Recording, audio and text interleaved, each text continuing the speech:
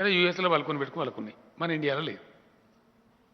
మనోళ్ళు కూడా పంచాయతీ తెంపుకుంటే అడవి తెంపుకుంటారు. నాకు ఎవరో చెప్తే నేను మన సుప్రీంకోర్టు సిజేఐ గారు రమణ గారు ఇక్కడనే వారి జీవితం ప్రారంభించారు. మన హైదరాబాద్లో అనేక ఏళ్ళు న్యాయవాదిగా ప్రాక్టీస్ చేసిండ్రు.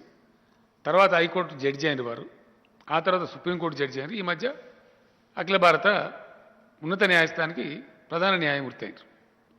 నేను వారిని ప్రార్థించాను, హైదరాబాద్ మంచి అంతర్జాతీయ సిటీ కదా, మంచి కాస్మోపాలిటన్ కల్చర్ ఉంటుంది, మంచి వాతావరణం ఉంటుంది, ఇక్కడ పెట్టండి, మేము అన్ని విధాలు ఎంకరేజ్ చేస్తామని చెప్పారు. వారు దయదలిచి ఎస్ నేను ఇక్కడ పెరిగిన వాడిని, నాకు కూడా ప్రేమ ఉంది, తప్పకుండా హైదరాబాద్కు అర్హత ఉంది అన్ని రకాలుగా వారు ఉపన్యాసంలో చెప్పారు, మీరందరూ రకాల అని. ఇక్కడ మరి మీకు ఖర్చు పెట్టాలి గవర్నమెంట్ అంటే పెడతామని చెప్పేసి హైదరాబాద్ యొక్క ప్రొఫైల్ పెంచాలని, హైదరాబాద్లో ఉండే ఐటీ స్థాయికి, ఇండస్ట్రీ స్థాయికి, మన టీఎస్ ఐపాస్ స్థాయికి, మనకు వచ్చే పెట్టుబడుల స్థాయికి హైదరాబాద్ యొక్క గౌరవాన్ని ఆకాశానికి ఎత్తి పెంచాలని చెప్పి, కొంత ఖర్చు అయినా మంచిది అని చెప్పి ఖర్చుకు భయపడకుండా మనం ముందుకు వచ్చాం. వారు దాన్ని సెటప్ అంతా దాన్ని మొత్తం ఇప్పుడు ఉన్నటువంటి అంతర్జాతీయ ఆర్బిట్రేషన్ సెంటర్ల యొక్క పనితీరు మంచిగా గమనించి వాడి స్థాయికి తగ్గకుండా ఉండేటట్టు ఇక్కడ పెట్టాలని చెప్పి పెట్టిండ్రు. ప్రారంభించిన సంస్థ ప్రారంభం కూడా అయింది. దానికి నెలకు ఒక కిరాయి ఇల్లు తీసుకున్నాం. ప్రస్తుతానికి ఇమీడియట్ స్టార్ట్ కావాలి కాబట్టి, కార్యకలాపాలు మొదలు కావాలి కాబట్టి తీసుకొని ఒక 15 కోట్లు పెట్టి దాన్ని అంతా మంచిగా చేసినాం. దానికంతా ఇన్ఫ్రాస్ట్రక్చర్ చేయాలి కదా అంతర్జాతీయ స్థాయి. 3 కోట్ల రూపాయలు ప్రతి సంవత్సరానికి ఇస్తామని కమిట్మెంట్ ఇచ్చినాం దాని నిర్వహణకు రాష్ట్రం నుంచి గ్రాంట్ కింద. ఏడాదికి 1,60,00,000 రూపాయలు దానికి కిరాయి కడుతున్నాం. సరే అది బాగా పెరుగుతుంది హైదరాబాద్లో, తప్పకుండా ఏ సంస్థ అయినా పెరుగుతుంది. మన హైదరాబాద్ ఎక్కువ చాలా మంచిది. దానికి ఒక మంచి ఎకరానికి 100 కోట్లు విలువ చేసే జాగా 300 కోట్ల రూపాయలు విలువైన స్థలం కేటాయించారు. 50 కోట్లతో బిల్డింగ్ కూడా కట్టబోతా ఉన్నాం. ఇప్పుడు 5వ తారీఖు నాడు ప్రధాన న్యాయమూర్తి గారు దానికి ఫౌండేషన్ స్టోన్ ఇస్తామన్నారు. వెల్కమ్ చెప్పినాం. ఇది దీని వ్యవహారం. ప్రధానమంత్రి గారు వాళ్ళ మీద ఒత్తిడి, అహ్మదాబాద్లో పెట్టాలి, హైదరాబాద్లో ఎందుకు సాగు కొట్టిండ్రు. అని ఆల్రెడీ మాట ఇచ్చినామండి, చెప్పినాం, ప్రకటించడం అయిపోయిందని చెప్పి స్టార్ట్ చేశారు. హైదరాబాద్ ఇంటర్నేషనల్ ఆర్బిట్రేషన్ సెంటర్ వస్తే మా మోడీ గారికి నిద్ర పడతలేదు. ఆయన దేశానికి కాదు ప్రధానమంత్రి, గుజరాత్కే ప్రధానమంత్రి. సిగ్గుతో చెప్తున్నా నేను ఈ మాట, బాధతో చెప్తున్నా, చాలా బాధతో చెప్తాను, మనసు గాలి. దీనికి ఒక శిఖండిని పెడతామని ఇలా బడ్జెట్లో ప్రకటించారు. దీనికి పోటీకి ఒక శిఖండిని డైరెక్ట్ గుజరాత్ అంటే బయట పడితే సిగ్గువద్దని చెప్పి దాని పేరు గిఫ్ట్ సిటీలో పెట్టి, గిఫ్ట్ సిటీ అట గుజరాత్ ఏంటది ఇన్ఫ్రాస్ట్రక్చర్ ఉంది, గిఫ్ట్ సిటీ. మీరు కొట్టుంటే ఎట్లా వస్తుంది? అది అహ్మదాబాద్లో ఉన్నది. నిర్మలా సీతారామన్ గారు నేను అడుగుతున్నాను, హైదరాబాద్లో నువ్వు కూడా ఇన్నే బతికినవు, గడ నీళ్ళు తాగినవు, తెలుగువారి కోడలు అంటావు, నువ్వు ఆత్మద్రోహం చేసుకున్నావు కదా. ఇలా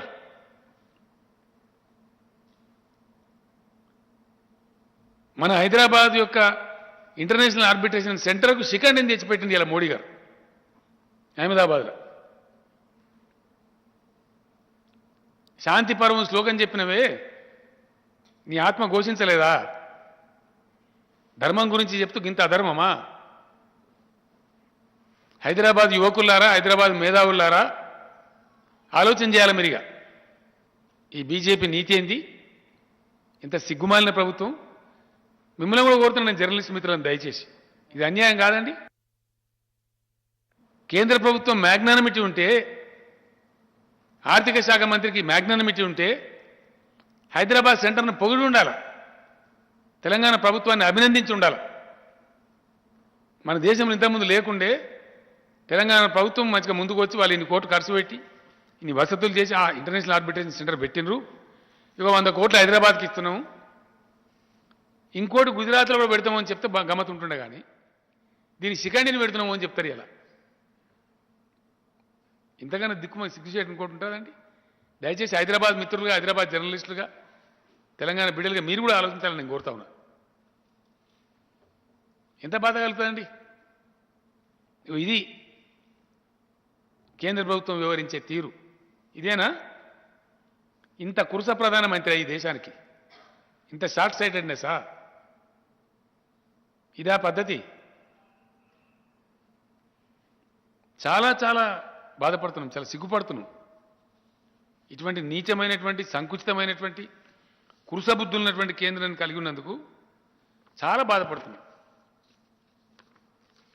పెద్ద జోక్ అండి ఇంకోటి ఇలా బడ్జెట్ల నదుల అనుసంధానం. It's big joke, joke of the millennium.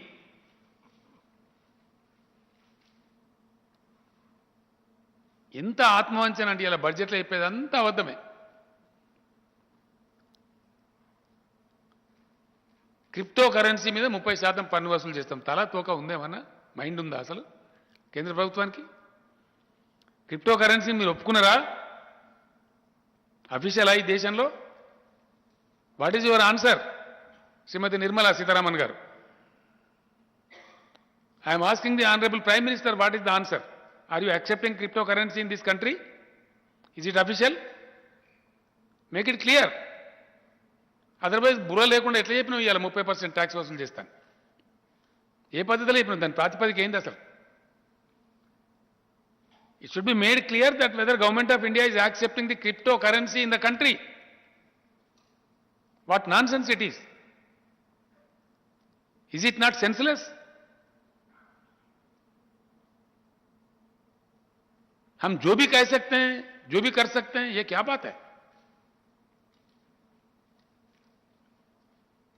इस देश के नागरिक होने के नाते, इस देश के एक जिम्मेदार मुख्यमंत्री होने के नाते मैं पूछ रहा हूं केंद्र सरकार को, ये मेरा हक बनता है, मैं पूछना चाहता हूं और पूछ रहा हूं, क्या इस देश की सरकार क्रिप्टो करेंसी को मान रही है, ऑफिशियलाइज कर रही है?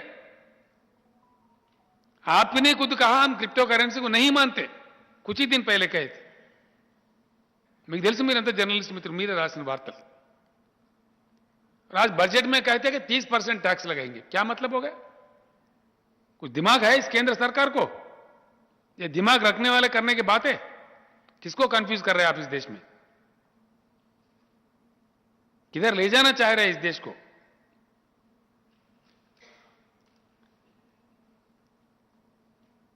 నదుల అనుసంధానం సిగ్గుచేటు. ప్రభుత్వం సిగ్గుపడాల. గోదావరి కృష్ణా అనుసంధానం ఏం బొందా చేస్తా? ఎట్లా చేస్తావా? నాకు అర్థం కాదు. ఏం పద్ధతి? నీ ప్రాతిపదిక ఏంది? స్ట్రేట్ క్వశ్చన్ అడుగుతాను నేను గవర్నమెంట్ ఆఫ్ ఇండియా, ప్రధానమంత్రి నరేంద్ర మోడీ. ఏ అధికారంతో నువ్వు చెప్పినావు గోదావరి కృష్ణా కావేరి అనుసంధానం చేస్తాను? Under watt power? గోదావరి మీద ట్రిబ్యునల్ తీర్పు ఉంది. ఆ తీర్పు ప్రకారంగా ఒకసారి తెలుగు రాష్ట్రాలలోకి ఎంటర్ అయిన గోదావరి, అంటే ప్రస్తుతం తెలంగాణ, ఆంధ్రప్రదేశ్, ఇక్కడ ఎంటర్ అయిన గోదావరిలో వచ్చే ప్రతి డ్రాప్ మీద అధికారం తెలుగు రాష్ట్రాలకే ఉంటుందని ట్రిబ్యునల్ తీర్పు ఉంది. గోదావరి బచావో ట్రిబ్యునల్ తీర్పు. వాటర్ ట్రిబ్యునల్ తీర్పు అంటే సుప్రీంకోర్టు జడ్జిమెంట్కు సమానం. దాన్ని ఉల్లంఘించడానికి అధికారం ఎవరికి లేదు.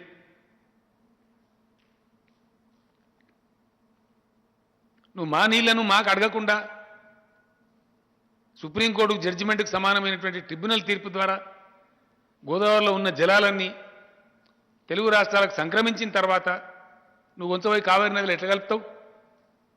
ఏ అధికారంతో కలుపుతావు? ఏ చట్టం ప్రకారం కలుపుతావు? ఇది జోక్ కాదా? ఇది సెన్స్లెస్ కాదా? తెలివి తక్కువ కాదా? రెండవది, ఎట్లా కలపాలంటే నదిలో ఉంటే ఇయ్యాలి, నిజమే, కరువునకు అక్కడ ఇయ్యాల్సిందే. మిగులు జలాలు ఉంటాయి కదా, ఇయ్యాలి. బేసిన అవసరాలు తీరినాక ఇయ్యాలి కదా. ఒకవేళ నిజమే అనుకుందాం, గోదావరిలో నీళ్ళు ఉన్నాయనుకుందాం, దబ్బా నువ్వు అన్నట్టు ఉంటే మరి తెలంగాణ పంపించిన ప్రతిపాదనలు ముడి కింద పెట్టుకుని ఎందుకు కూర్చున్నావు? ఎందుకు పర్మిషన్లు ఇస్తలేవు? State question. ఇది ఏమైనా లాజిక్ ఉందా? తెలంగాణ నుంచి వచ్చిన ప్రతిపాదనలు నేను స్వయంగా పోయి చెప్పొచ్చిన, నేను లెటర్ ఇచ్చిన, 5 నెలలు అవుతున్నది. క్లియరెన్స్ ఏమైంది మాకు? నీళ్ళు ఉండనే ఉండి మరి ఏం బాధ ఉన్నది నీకు? అంటే ఏమనుకోవాలి? దేశాన్ని ఇంత గోల్మాలా మీరు దింపేది? అన్ని ఇచ్చినాం, ఎవ్రీథింగ్. డిపిఆర్లు, పీపీఆర్లు, ఎన్విరాన్మెంటల్ క్లియరెన్స్ పొందామని బోకే. ఏమేమి కావాలో అవన్నీ ఇచ్చినాం. ఇవాళ పెట్టుకొని పంటడాట కావేరి గలుపుతాడు ఈ మొగోడు. ఇంత మోసమా? ఎవరిని గోల్ చేయడానికి, ఎవరిని మోసం చేయడానికి?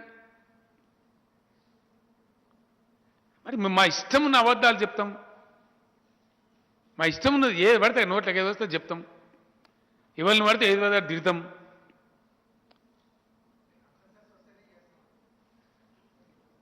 అటు కాదండి, నీ ప్రాతిపదిక ఏంది అని. ఏ ప్రాతిపదిక? మిగిలిన నీళ్ళు ఉన్నాయని చెప్తున్నావు, లేకపోతే ఎన్ని మిగిలినాయని చెప్తున్నావు? ఇన్ని నీళ్ళు ఉన్నాయని చెప్తున్నావు? తెలంగాణ ఆంధ్ర అవసరాలను తీరిపోయినాయా? ఇక మొత్తం ఇచ్చినావా? ఇయ్యంగా మిగిలినాయా? ఏ ప్రాతిపదిక? అంటే నేను చెప్తా కాబట్టి నా ఇష్టమా? నేను రేకు డబ్బాల రాళ్ళేసి ఊపినట్టు లొడలొడ ఊపినట్టు ఎందుకంటే నువ్వు ఇందుకే. ఒక బాధ్యత గల కేంద్ర ప్రభుత్వం ఏదైనా చేస్తామంటే ఎట్లా చేస్తామో చెప్పాలా, ప్రాతిపదిక ఏందో చెప్పాలా. కన్సెన్సస్ తీసుకోకుండా బడ్జెట్ ప్రసంగం ఎట్లా చెప్తామండి? ఎవరి కన్సెన్సస్ తీసుకున్నావు? ఎవరి కన్సెంట్ తీసుకున్నావు? మాతో మాట్లాడినావా, సంప్రదించినావా? అండర్ వాటర్ అథారిటీ ఏకే బాత్? పచ్చి అబద్ధాలండి నేను చెప్పేది. ఎందుకోసం చెప్తున్నా ఈ మాట అంటే బాధతో చెప్తున్నాను.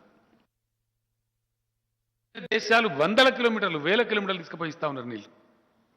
ఎస్, ఇలా మేం తెచ్చినాం. 100 కిలోమీటర్ల దూరం 100 మీటర్ల ఎత్తుకు తెచ్చిస్తాం నీళ్ళు మేము. ఇవాళ కొత్త రాష్ట్రం అయినప్పటికీ మీరు ఏకాని ఇయ్యకున్నా,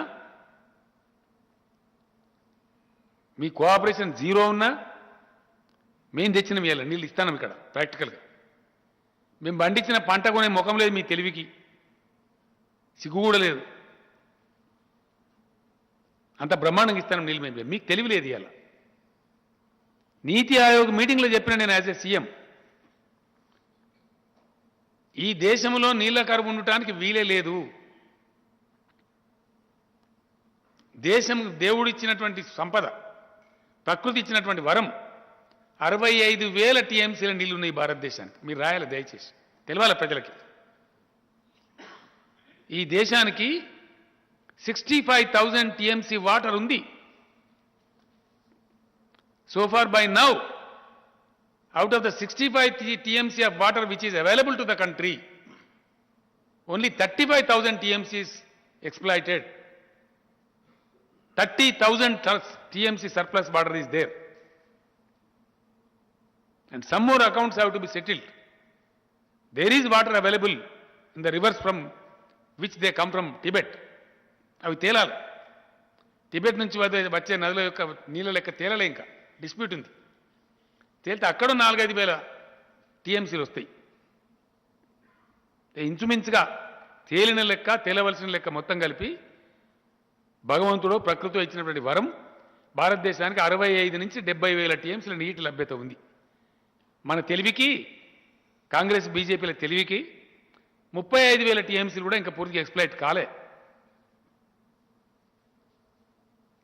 వెరీ సారీ. ఇండియాలో వాటర్ వార్స్. వై? మీ కురసబుద్ధి కాదా? మీ తెలివి తక్కువతనం కాదా? మీరు ఇంప్లిమెంట్ చేస్తున్న బ్యాడ్ వాటర్ పాలసీ కాదా? మీ ఇగ్నోరెన్స్ కాదా? మీ అవివేకం కాదా? మీ అజ్ఞానం కాదా? దేనికి నిదర్శనం ఇది? దేవుడిచ్చిన, ప్రకృతి ఇచ్చిన సంపద ఉండంగా దాన్ని వాడే మీ యొక్క తెలివి లేని మీ అవివేక పరిపాలన కాదా? ఏం ఆన్సర్ చెప్తారు మీరు దీనికి? కమాన్ ఆన్సర్.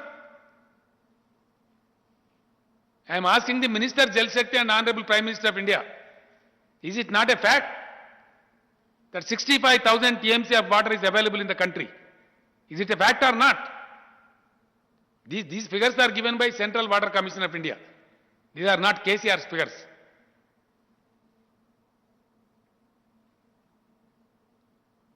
आज बजट देखने के बाद, बजट स्पीच देखने के बाद आक्रोश होके मैं ये सब कह रहा हूं, बहुत दुख हुआ मुझे,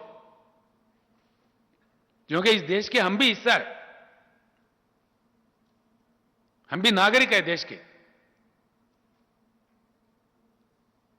ఇక్కడ ఏముందండి? ఎన్నోసార్లు చెప్పినాం, వందల సార్లు చెప్పినాం, ప్రోగ్రెసింగ్ స్టేట్స్ను ప్రోగ్రెస్ కానియండి, అద్భుతమైన పరుగులు తీసేటువంటి రాష్ట్రాల కాలాల కట్టెలు పెట్టకండి.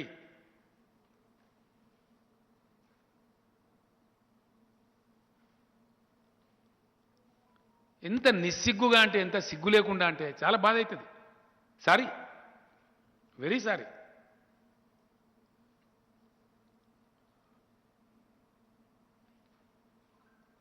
ఇంత సిగ్గుమాలిన పార్టీ, ఇంత సిగ్గుమాలిన ప్రపంచం, ఇంత దుర్మార్గమైన ప్రభుత్వం నేను చూడలేదండి ఇదివరకు ఇండియాలో. Sorry, very sorry. I'm telling with this pain.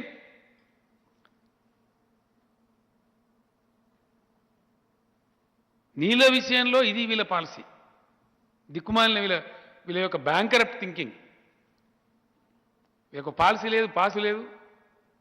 Because of the bad water policy practiced by government of India, today country suffers for drinking water. ఇంకో పెద్ద బోగస్ వీళ్ళు ప్రకటించేది, దేశాన్ని గోల్మాల్ చేసేది. సిగ్గుపడాల.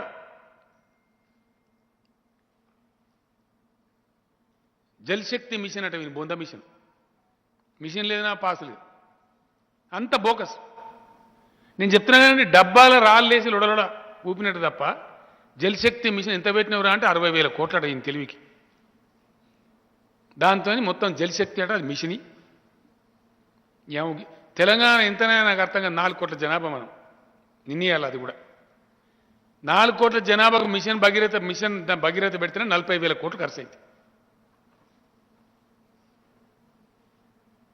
ఒక తెలంగాణ రాష్ట్రానికి 4 కోట్ల జనాభా 140 కోట్ల కట ఈ మొగోడు 60,000 కోట్లతో జలశక్తి మిషన్ అటది. అది మిషని మేము నమ్మాలి, అడంబడాలి దేశం. ఇంత మోసమా? దీనికి ఇంకా మహాభారతం శాంతి పర్వంలో పద్యాలు చెప్పుడు, శ్లోకాలు చెప్పుడు, సిగ్గు లేకుండా. ఎంత ఆత్మవంచనండి! మహాభారతంలో శాంతి పర్వంలో శ్లోకం కోట్ చేసేటప్పుడు నీ ఆత్మ ఏడవలే నిర్మలా సీతారామన్ గారు? చెప్పేది ధర్మపాన్నం అవలంబించేది అధర్మమా? ఇంతకన్నా అధ్వానమా? ఇంత ఆత్మవంచన్నా, ఇంత ప్రజావంచన్నా? సిగ్గనవడాలి. కానీ ఆ శ్లోకం తీసుకుని పేరు తీసుకునే అర్హతన మీ ప్రభుత్వానికి ఉందా? మహాభారతం పంచమ వేదం అంటాం. భారతీయ సంస్కృతిలో భాగంగా మనకు 4 వేదాలని, మహాభారతాన్ని మహాగ్రంథంగా పంచమ వేదం కింద పరిగణిస్తుంది ఈ దేశం. అంత గొప్ప సంస్కారం ఉన్న దేశం.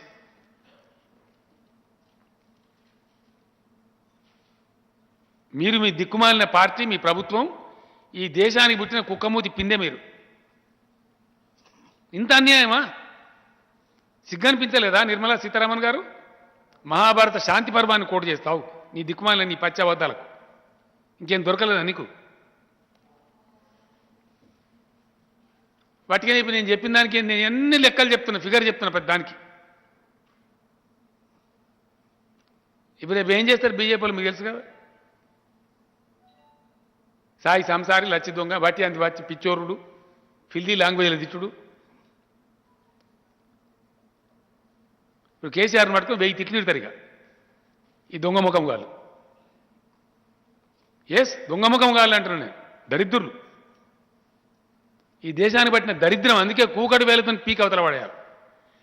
మందికి పుట్టిన బిడ్డను మా బిడ్డను ముద్దాడతారండి దరిద్రులు. నేను చెప్తున్నా కదా, ఇక్కడ మొన్న నేను ఎన్ని బ్యాడ్ ఎక్స్పీరియన్స్ అంటే, ఎంత దుర్మార్గం అంటే, కేసీఆర్ కిట్టనో డిత్తం ఎవడన్నా సిగ్గున్నోడు చెప్పుకుంటాడండి ఇది మా పథకం అని. సిగ్గుండా ఏమన్నా? సిగ్గు కూడా లేదా? చిచి, ముఖం మీద ఉమ్మేసినా కానీ సిగ్గు లేదా? అసెంబ్లీలో చెప్తే మీ బయటికి చెప్తాం, అయినా కూడా అన్న 6,000 రూపాయలు మాయే వాని బొందా. మీకు తెలియదా? నాకు అర్థం, మీరు జర్నలిస్ట్ కాదా? ఫైనాన్స్ డిపార్ట్మెంట్ పోతే లెక్కలు దొరకాయా? పాపం ఆయన జిఆర్ స్వామి గారు అని ఇక్కడ హైదరాబాద్లో ఒకటి రామానుజుల వారి విగ్రహం పెట్టి ఆయన పాపం దాన్ని తమిళనాడులో పెడతాను అనుకున్నాడు యాక్చువల్గా. హైట్ కావాలంటే ఆ కొండ